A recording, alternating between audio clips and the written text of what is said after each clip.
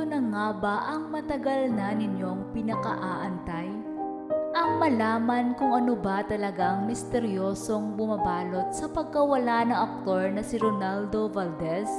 Ikinagulat ng lahat ang balitang pagpanaw ng veteranong aktor ito lamang December 17. Dahil sa kabila ng edad nitong 77 years old, mapapansin pa rin naman ang kalakasan ng katawan nito bago mangyari ang trahedya. Nanood pa nga siya kamakailan ng premiere night ng pelikula ni Catherine Bernardo na A Very Good Girl. Dito muling nagkita ang dalawa at masasabing sobrang na-miss nila ang isa't isa.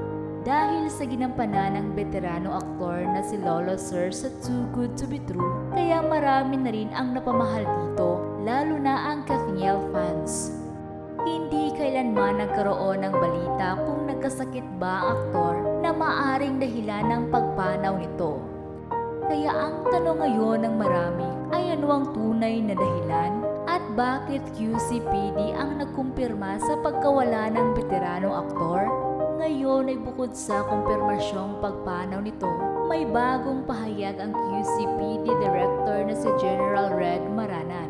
Hindi pa umano nila makumpirma ang dahilan ng pagkamatay ni Ronaldo, ngayong may hinihintay pa umano silang ilang resulta ng test na isinagawa ng SOCO.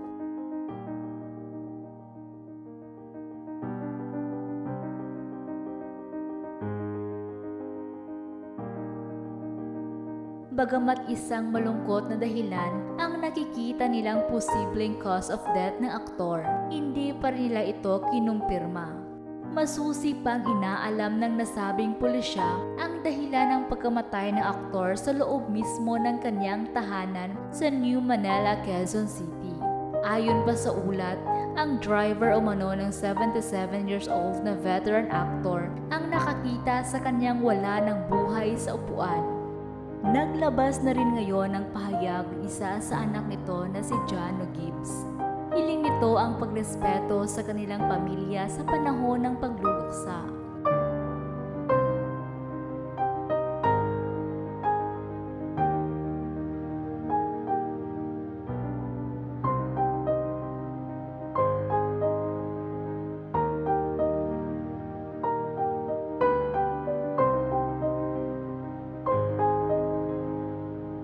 Labis din naman ikinalungkot ng netizens